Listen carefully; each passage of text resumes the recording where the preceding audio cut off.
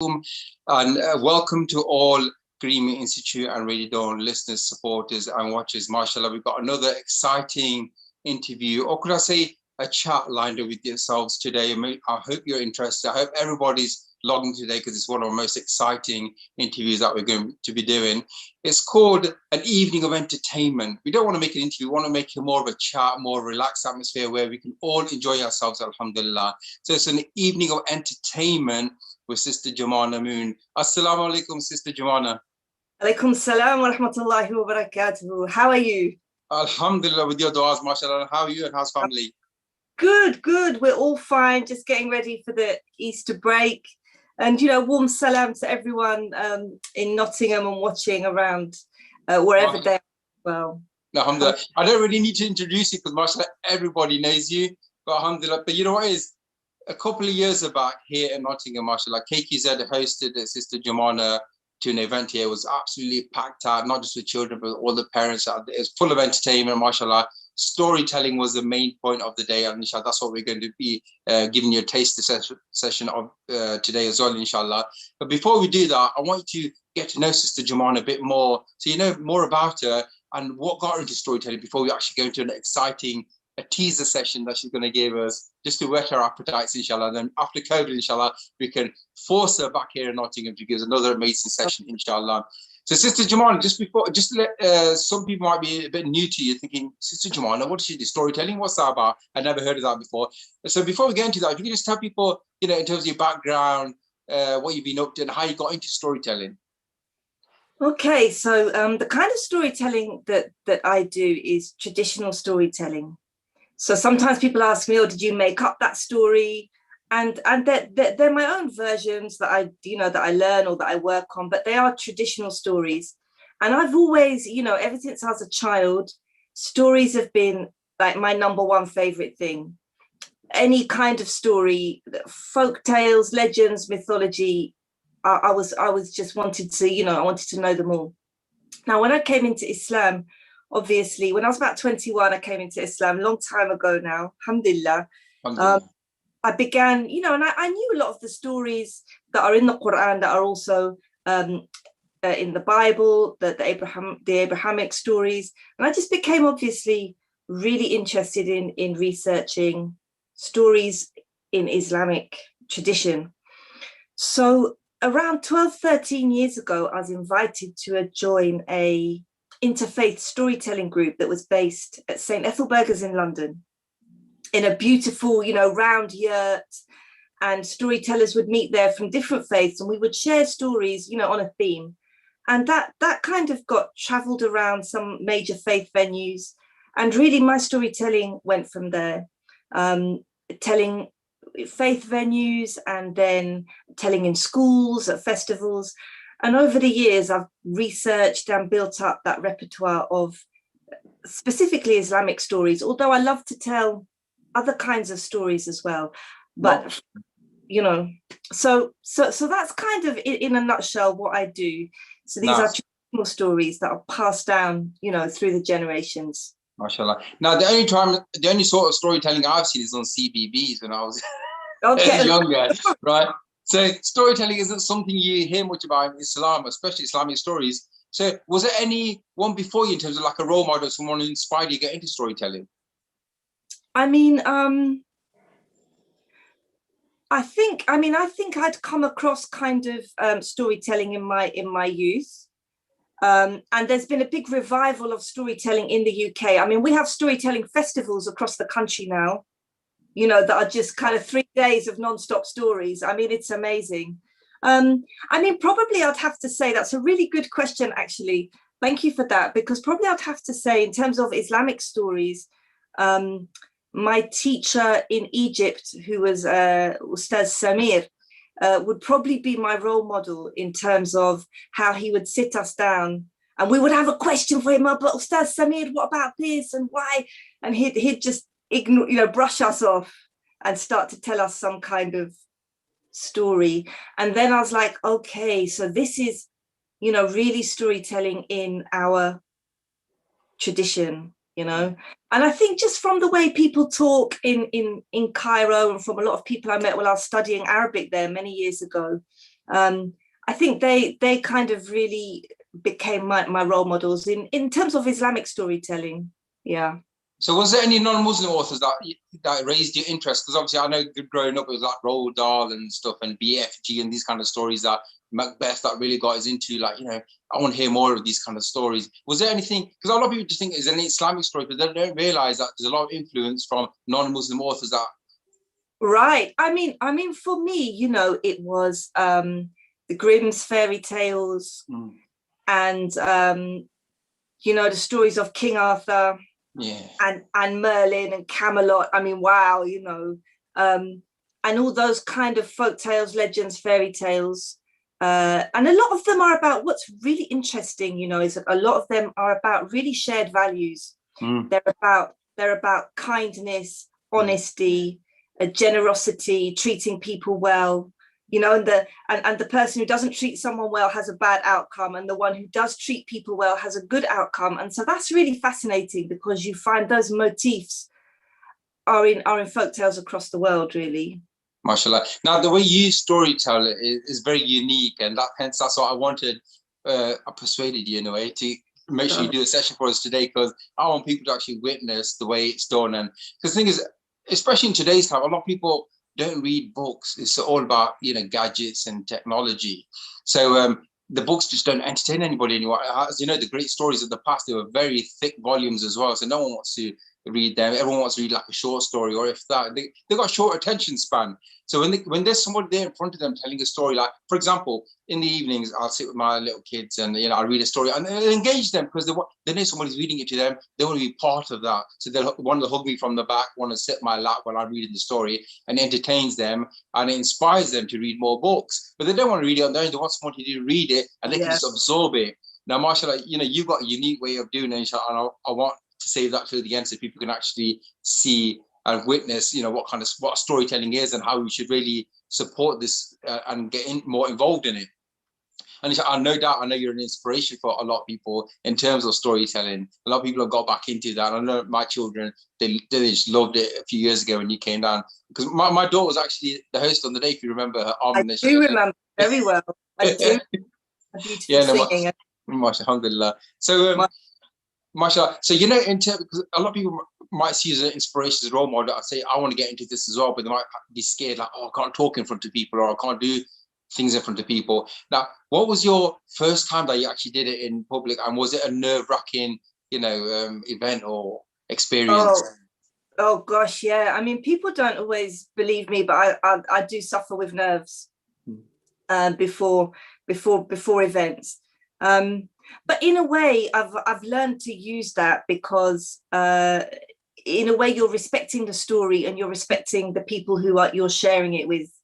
So I try and see it from that perspective. I mean, the first time I told a story was at St. Ethelburga's as part of this larger event. I was telling with some very experienced storytellers, and I was feeling so sick with nerves that a few days before I thought I'm gonna have to call them and tell them that I can't do it, because I feel so sick with nerves.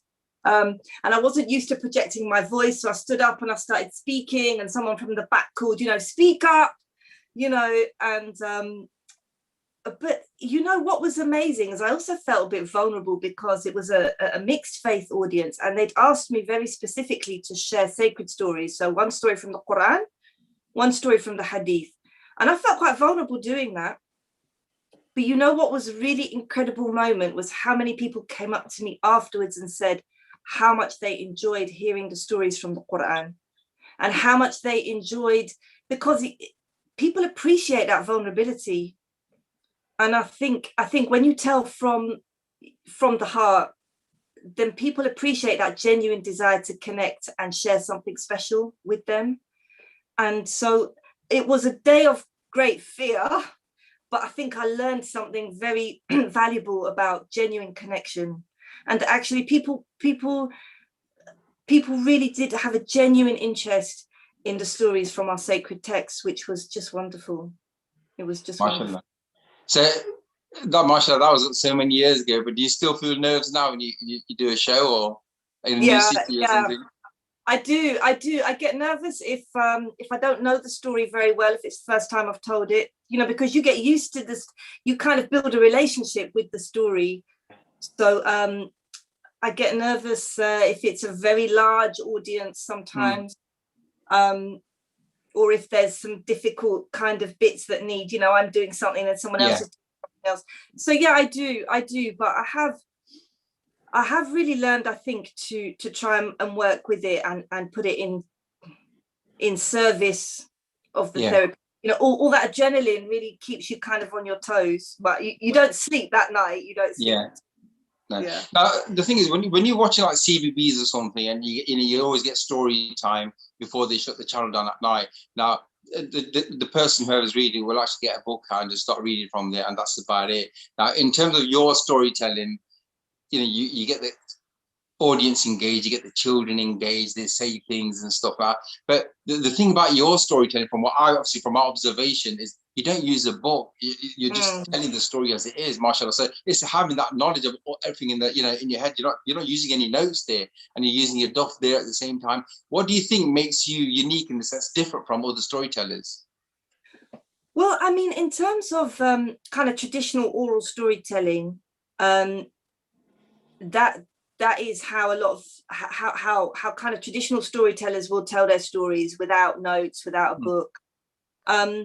And I think it is going back to what you said, you know, children and all of us really just love that connection with someone else. And I would always say to any, you know, people say to me, I don't know how you remember the story. I don't, and I say, don't worry about that. Just when, you know, just trust yourself that you can remember it, because we need to flex our memories a bit like a muscle, you know, and actually, you know, storytelling is different from acting, because in acting you have to learn a script, and the director's going to be upset if you don't do it line by line. But in storytelling, you don't necessarily have to remember it word for word, so it might come out quite different on different days, you know. And I think it's about just trusting that you know the story well enough. I mean, I do practice, and every storyteller I know is practices. I practice, you know, on my own at home in my room. But it's also about trusting that you've digested the story enough, that you've got enough of a relationship with that story that you can tell it when you need to. Now they say that a picture paints 1,000 words. So, you know, it seems more visual. Obviously, it's similar to that. Now, the thing is, with you're one person, but your role playing has that one person. So you're not just sitting there doing something, you're actually role playing it out. So people, you know, with your hand gestures and everything, and people are actually seeing it. It's like you could feel you're there in the story the way you say it. How did you? I mean, if someone who's watching that says, "Yeah, but I don't know how to start." I mean, how did you develop that ability to tell stories the way you do it? I mean, I think really, it's about your relationship with the story. Wow. So if you love a story, you can tell it. I've heard some great stories and I love hearing them, but I know that they're not, I can't tell them. So I don't even try, I leave them alone. Or sometimes I start working on a story and I think, no, I don't think this story is for me, you know. But sometimes, other times you hear a story just once and you go, I have to tell that story. I need that story. And so in that way, it becomes easier to tell. So for me, it's about, you love the story and then it's okay. That's for me, that's the main, there's other bits of technique that can support yourself. But in terms of communicating your passion, it's like you love the story and you tell from that place. And so obviously, you know, now if you're telling like a seerah story, and you can just let that, you can just let that love for Nabi Muhammad sallallahu alaihi wasallam come out, and you know, you obviously you do your research and you check your facts, but you can really kind of tell from that place of genuine love and connection, rather than a kind of academic exercise. So the stories, obviously you're telling prophetic stories. Now, obviously for someone, it'd be very difficult to memorize exactly how a story goes. Do you actually write the script yourself? I know I'm saying script, but it's obviously something you do as you do it. But do you actually write stories yourself and then tell them, or do you actually just read books and then just relate stories? No, I like, especially with say, I mean, almost all the stories I tell, really, I've got like on my shelf, I've got like files full of notes. So I write out notes longhand in pencil usually, or different colors. That helps me remember them. And then there's a particular technique for learning a story where you do a 9-cell storyboard. And sometimes if I have to learn a story quite fast, then I kind of put the keywords on that. And then as I'm walking around, I start telling it to myself. So people think, who's that strange lady? You know, as I'm kind of walking to work and I'm kind of myself and telling myself this story. So I think, I do, particularly with the prophetic stories where you have to get the facts right. You know, you can't, it's not, you know, Cinderella or Little Red Riding Hood where you can put a funny spin on it. You have to get the facts right. So those bits I write down, I keep researching them. I keep checking them with different people. I try and go deeper. And those bits I have to make sure that I learn. So sometimes I have to revise those before I tell them. Or did the Qibla change 2 years or 3 years after the Hijrah? You know, I have to kind of like check those bits like before I tell them.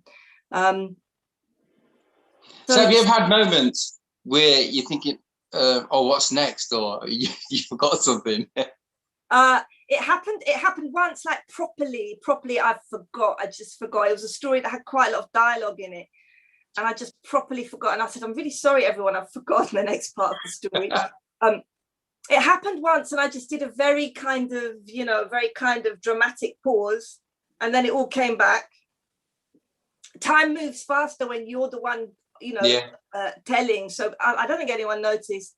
And a couple of times I've like forgotten a really important part of the story. So the punchline didn't make sense. Yeah. And I had to, but actually people laughed and, you know, when I explained to them what had happened and it was okay in the end. But I think if you trust that you're remembering the story as a series of images in your mind rather than a script, then you're not really gonna forget it. If that makes sense. So you're not trying to remember a list of words, you're remembering like images in your mind. And then it's easier to remember because you kind of you sort of call, it's a bit like a sort of freeze frame, you know, and you sort of talk your way through the images that you've got in your mind. Alhamdulillah. Now, obviously, the stories that you tell are prophetic stories and they're from the Quran and Sunnah.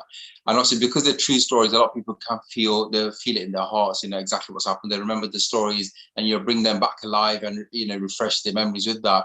Now, the way you tell the stories, obviously, I know growing up as a listening storytelling, sometimes it can get really emotional, especially if you talk about the hard times of the prophets and what they went through, especially our, you know, Prophet Muhammad sallallahu alaihi wasallam in terms of his, you know, torture and stuff and the difficulties experienced. And the Miraj story especially, it can get really emotional. And how do you check your emotions when you're telling them?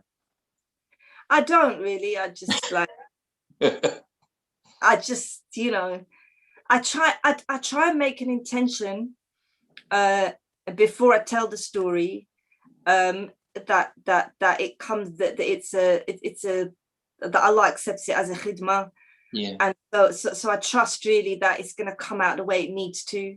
But I don't, if I stop and I get a bit overwhelmed, let it out, you know. I mean, the reason I ask is because, you know, sometimes when you're doing a story, it gets to an emotional point. You look at the audience and you'll have some tears in parents' eyes. And then you're like, oh my God, no, you know, I'm going to start crying if I see it. Because that's what happens to me. Whenever I see someone cry, I have to start crying as well.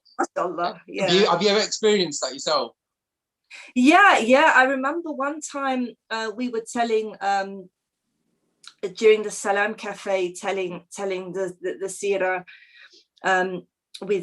with other poets and drummers and nasheed singers. And I was telling one part of the story and there was one woman in the who was listening, and amongst all the faces I could just see her face standing out and her eyes were shining.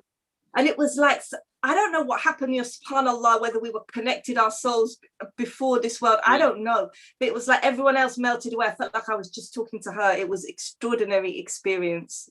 Alhamdulillah, Allah bless her, honestly. It was amazing. I got quite emotional like watching her. But I was okay, alhamdulillah. I could carry on. And no, mashallah. So, you know, I'm not going to ask you to differentiate between the prophets, but in terms of your favorite moments, in terms of favorite stories, what were they and why? In terms of prophetic stories, okay, so when I say that, I mean in terms of, you know, the ways you perform them rather than what we know. Okay, so I think for me the absolute the moment for me is when, as the Salam Cafe, we tell the story of Isra wal Miraj. And because it's all of us working together, so Abdullah Mufa starts to play the daf, and then Ahmed Ikhlas starts to sing, you know, the night journey, and then I pick up where he leaves off.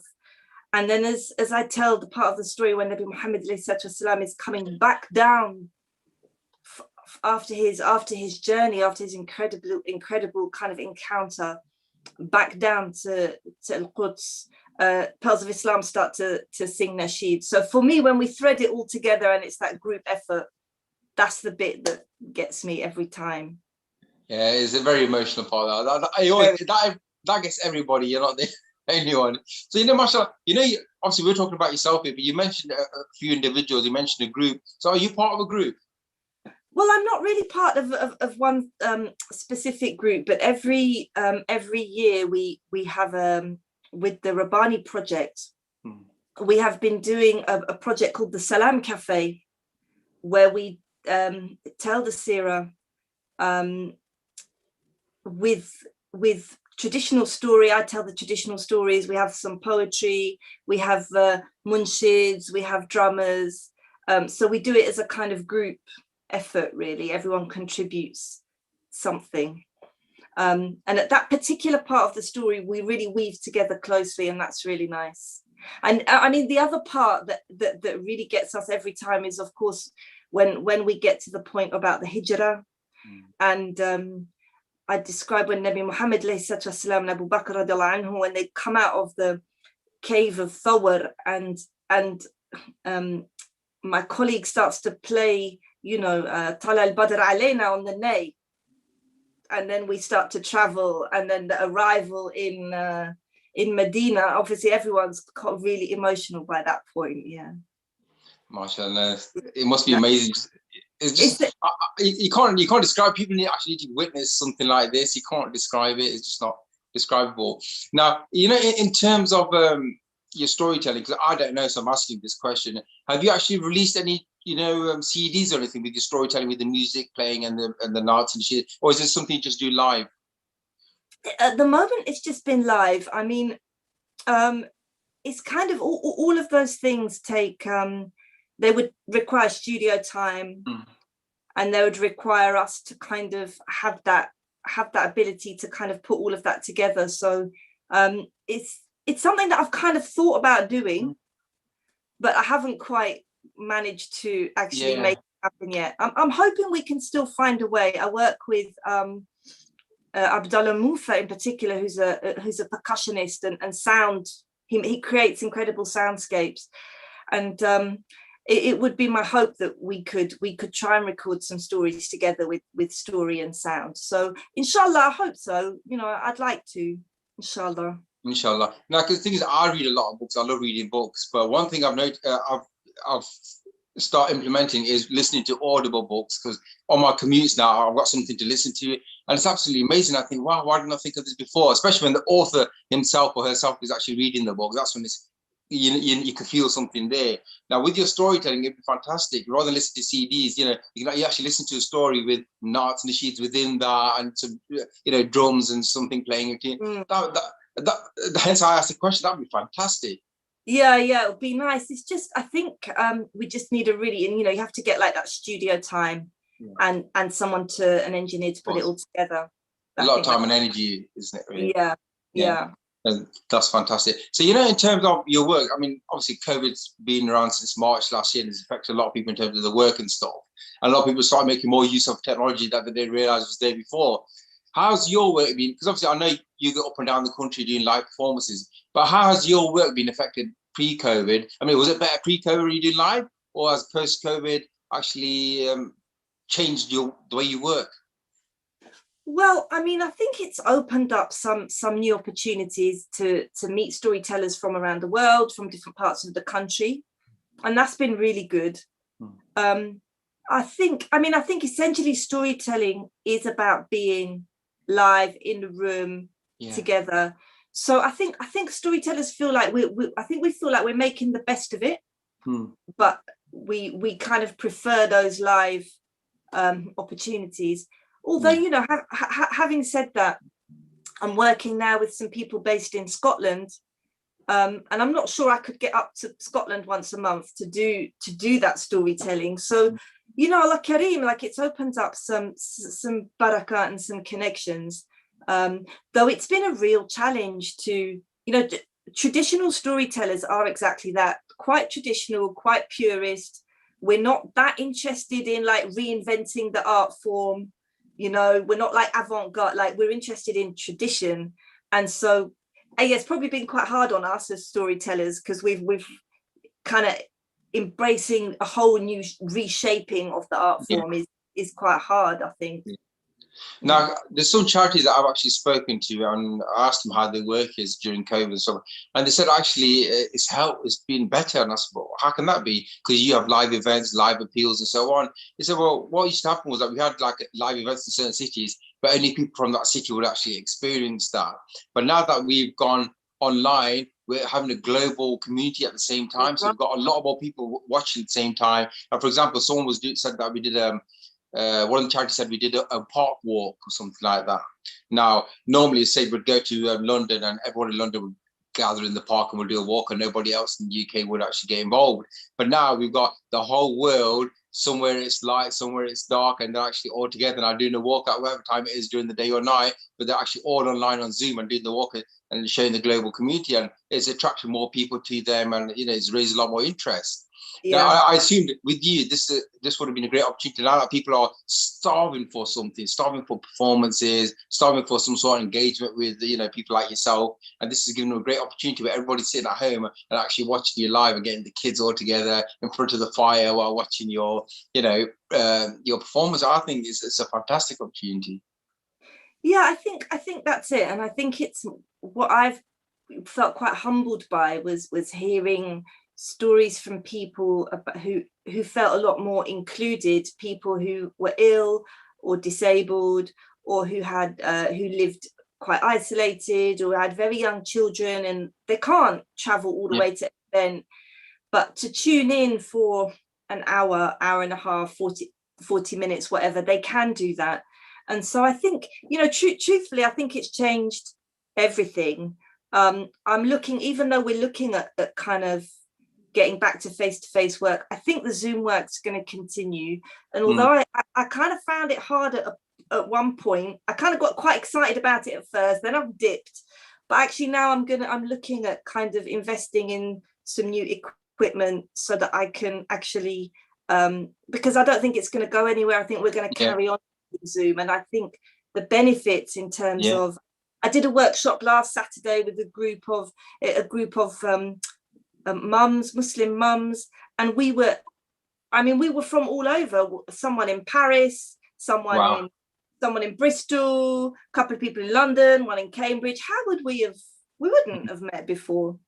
So, but it worked. It did work, and I think that something special happens, and there was connection, and so on. So, yeah, I've been up and down with it, but I'm actually now thinking this is going to become a more permanent part of the way I work. Yeah, because the news that we get is COVID's with us for life. I think so, and people are going to be nervous, and people with immune and health conditions are still going to need to stay, and people are be like, well, look, why can't we still all connect like we did during lockdown? So I think it will be nice to get back together face to face, go back into classrooms, back into madrasas, all of that. But I think connecting over the online medium is still going to be a big part of the work going forward. Maybe the future is something like getting you to write some books and then produce some so you can download some audio or some videos that you can watch and read at the same time. Maybe that's the future for yourself. You know, I'd like to. I'm kind of just planning now, you know, what the next kind of aims are for the year ahead, and trying to kind of get firmer shape for it. It's good. It's good to have those. It's good to have intentions and goals and try and shape it a bit. So I'm gonna use the Easter holidays for a bit of that, actually, inshallah. Yeah, I think we're all looking forward to some holidays. Even though we've been at home anyway, still we need a bit of holiday anyway. But, right, I think so. Just that downtime. Yeah, no, fantastic. So we're really looking forward to getting you back down here in Nottingham, because my kids are missing you, and they need something like that. It's an opportunity to meet other people as well. And I think that's what we're really missing, is like a community-based event where everyone can meet people they haven't met for a while and listen to some entertainment at the same time.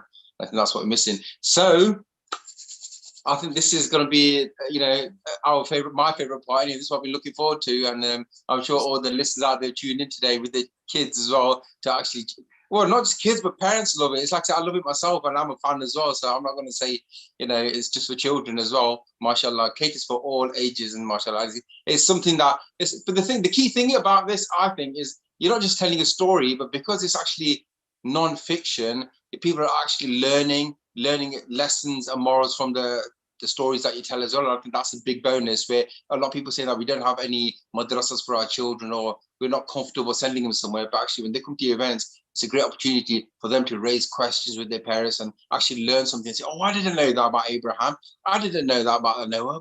But some morals and lessons and something they can implement in their lives as well. I think so. And the story I've brought tonight is actually from our kind of satirical trickster tradition in Islam. And whenever I mention his name, I can see everyone smiling. The stories, of course, you know who I'm talking about, Mullah Nasruddin, or in the Arab world, he's known as Joha. I love that laugh, because whenever you mention his name, this is what happens for Muslims across the world. Whatever name he goes under, Joha, Goha, Mullah Nasruddin Effendi, Hoja, people think, okay, there's a little bit of kind of wisdom coming our way. So I've actually brought one of a story about Mullah Nasruddin for today. So if you can tell people who Mullah Nasruddin is, or what, and then you can go into it the way you do it, inshallah. Okay, so Mullah Nasruddin is a folk character in folk tales told across the Muslim world, from Morocco to Muslim China. He's got a different name wherever you go, and you heard some of them: Joha, Nasruddin Hoja, Mullah Nasruddin Effendi. Sometimes he's a judge or an imam. Sometimes he's like a fool or a donkey driver. So you have to listen to the story and you have to work out, is he a wise fool or is he a foolish wise man? And there are hundreds of stories about the mullah, hundreds. And there's always something a little bit clever, a little bit wise, a little bit powerful woven into the story. They're never quite just what they seem. And sometimes when I tell these stories, people say, oh, I didn't know Muslims had funny stories. And I say, oh my gosh, not just one, hundreds. So this is one that I told recently. I really, really like it because I think it's about something that we need at the moment. So shall I make a start? Yeah, Bismillah, it's all yours. Okay, Bismillah ar-Rahman ar-Rahim, wassalatu wassalam ala ashrafil mursaleen. And with the name of Allah, all kind, all merciful, and prayers and blessings on the noblest of messengers. Long, long, long ago, there was once a kingdom. And in the kingdom, there was a town, and in the town, there was a marketplace. And in the marketplace, there was a shop that belonged to Mullah Nasruddin. Now, from this shop, he sold the most wonderful carpets. And all around that marketplace were other merchants who also sold fine goods. In fact, there was a lot of valuable possessions and valuable goods in that marketplace. And so all the merchants had got together to employ a night watchman to keep away burglars and keep everything safe at night. Now, this story begins in the heart of a particularly cold winter. Darkness has fallen over the market, the shutters are down, and the night watchman, who's an old man, is pulling his coat around him as he starts to walk around the square. The merchants have all gone into the local tea house, and they meet up every few weeks to talk business and help each other out. And this night is one of their meetings, and in they go, and they rub their hands in front of the fire, and they heat their hands on glasses of cardamom tea, and they laugh and they joke. A couple of them come in and they say to each other, "Did you see our night watchman? He looks cold. The winter's bitter. Maybe we should buy him a new coat." But two of the most important merchants, they scoff and they laugh and they say, "He's all right. He doesn't need anything." And one of them, the goldsmith, he laughs the most and he says, "I've left a candle burning in my window. That'll heat him up." And they have a good laugh at the old watchman's expense. And Mullah Nasruddin, he's sitting there amongst them all, watching. Well, they leave to go home to their warm homes. The tea shop closes up. There's no one in that square but the old night watchman. And he pulls his thin coat even closer around him, and he walks round and around that square trying to keep warm. And he sees the candle that the goldsmith has put in the window of his shop, and he fixes his eyes on it and he tries to imagine all the light, all the warmth that he can. And the hours creep on and the darkness seems to grow around him, and the cold creeps under his coat and into his bones, and however fast he walks, the cold just seems to take him over, until by the morning, the poor man, he's ashen, he's cold, he's really quite unwell. The merchants, they come to open up. They put on their braziers for tea. They don't even notice the old man stumbling home to try and warm up. Well, a few weeks later, the mullah says it's his turn to invite everyone to his house for the merchants' meeting. He says he's going to cook them the famous local stew, perfect for the winter time. And the merchants are all pleased. They go around to the mullah's house. They sit down in the reception room on cushions, and he serves them tea, and they chat and they talk and they laugh. 1 hour passes. They say, "Mullah, are we going to eat soon because it's getting late?" He says, yes, it'll be ready soon." Another hour passes, a whole hour. They're getting hungry now. They say, "Mullah, are you sure everything's all right in the kitchen, because we can't even smell anything cooking?" "I'll go and check," he says. Down he goes the corridor to his kitchen. He doesn't come back.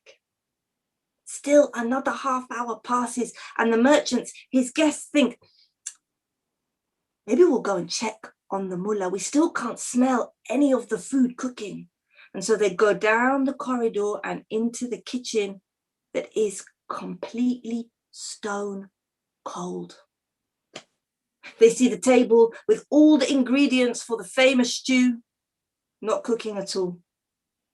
They see the huge cauldron over the fireplace, the water in it completely cold. They see Mullah Nasruddin kneeling on the ground, looking at the big pot, and under the pot is one single candle. The feeble flame kind of tapping weakly at the bottom of the metal cauldron. "Mullah," they said, "what are you doing?" He said, "Well, I'm just waiting for the water to boil to cook the stew." "Mullah," they said, "you can't cook a stew with one candle flame." The mullah sat back on his heels. He looked up at them bewildered. He said, "What do you mean? Just a few weeks ago, you told me one single candle was enough to keep a poor old man warm all night. I thought it would be enough to cook your food." Well, we leave the merchants with the mullah in Mullah Nasruddin's kitchen, his words hanging in the air. I don't know what you think. Did the merchants learn their lesson? I'm not sure. Maybe. Perhaps they did. And I want to leave you with the words of our beloved poet Rumi, when he said, encouraging us not to fear about being generous, he said, a candle never loses its light by lighting another. So that's the story of Mullah Nasruddin and the candle. I hope you remember it. I hope you tell it. And once you start telling Nasruddin stories, you're not going to stop and they're going to carry on. Inshallah. MashaAllah. Fantastic. What can I say? Just like it was 2 years ago, mashallah, getting better and better, mashallah. What can I say? Absolutely fantastic. These are the kind of stories we're missing. Honestly, you just refreshed my memory, mashallah, with the storytelling techniques that you had 2 years ago. And I hope my children are watching actually from in the other room, actually. Fantastic, subhanAllah. I really look forward to you coming back again, mashallah. I really appreciate it. Very much so. And I hope that we can continue to advocate for storytelling in our Muslim communities and really kind of have young people, old people all telling stories together, inshallah. Yeah, inshallah. See, this is something you can't get with books, you see. It's someone actually sitting over, around a warm, fire kind of thing, and you're telling a story, and the way you tell it, it's like you can actually see what's happening. And I think that's what's missing in books and in the paper copies, and something we're missing in today's time as well. I think this is a great opportunity to revive people's spirits through these kind of storytelling sessions, inshallah. And Jazakumullah khair once again. Just to ask, I'm not sure how active you are on social media. Now, a lot of people who may be interested think, wow, I've never experienced anything like that. That was absolutely amazing. Now, how can I follow Sister Jumana? How can I see more of her content? Where would you suggest they go to? Yeah, so the main place I put anything that I'm doing is on my Facebook page, which is just Jumana Moon Storyteller. Yeah, and I'm hoping to do some stories in Ramadan. I'm hoping to get my equipment sorted, but I think I'll try and even do some, just even with what I've got, just to have something going during Ramadan. I think will be really nice as well. Naser, well, all I can say is that you're definitely welcome in Nottingham. If you want to share anything on our Radio Dawn station, inshallah, we're more than welcome to share your sessions and your work, because it'll definitely keep the people interested, especially in Ramadan, where people are, when the devils are chained, and more people are up spirit and looking forward to learn a lot more. People are reading the Quran more, they're learning the Seerah more, and they want to hear more stories where they can get some lessons which they can implement in their life. So it'd be a perfect time. So if there's anything you'd like to share, any Ramadan message, anything, that would be wonderful. Yeah, I'd love to, and I really look forward to coming back to Nottingham, and and just big salams to everyone there, really. Alhamdulillah.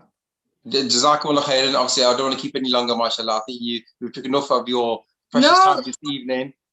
Thank you. Honestly, thank you so much for the invite. It's been really heartening. I feel really heartened and and connected, and it just feels really, I'm honestly just, when people are interested in storytelling, it makes me truly, that's what makes me happiest, because to advocate for our art form is just a great passion for me. So that is just wonderful. Yeah, I think this is something where a lot more people need to get into. We can't just rely on you.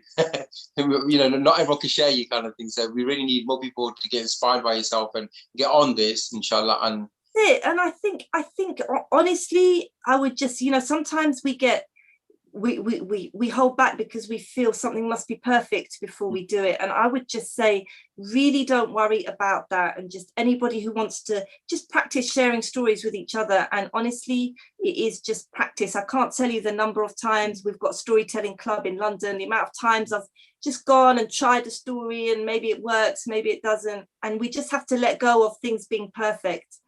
because Allah just wants us to connect Alhamdulillah. and to share this incredible kind of oral history that lives in our communities. So I feel we worry too much about perfection, and stories are more about connection than perfection. So I think everyone should just go for it. Alhamdulillah. So inshallah, obviously this COVID pandemic, hopefully they're going to remove the restrictions soon, inshallah, and then we'll get you back down before they reintroduce the restrictions. Yeah, exactly. No, but inshallah, keep going. I really appreciate your work, and I'm looking forward to more sessions, inshallah.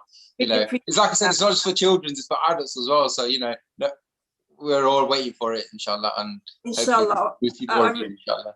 I really appreciate that, honestly. Jazakallah khairan. It's really heartening for me. Sometimes you carry on kind of on your own, but to hear that is, wallahi, it's really heartening, brother. Jazakallah khairan. Exactly. Keep us in your du'as, inshallah. Always. Likewise. And take care, look after yourself, and no doubt this isn't the only session we're going to have with yourself. Inshallah, hopefully we could persuade you to do more with us, inshallah. Inshallah. Yeah, I'd love to. Yeah. More of the new stories that you introduce, inshallah. Love to, inshallah. Okay. Jazakumullah khairan. Inshallah, we'll see you soon.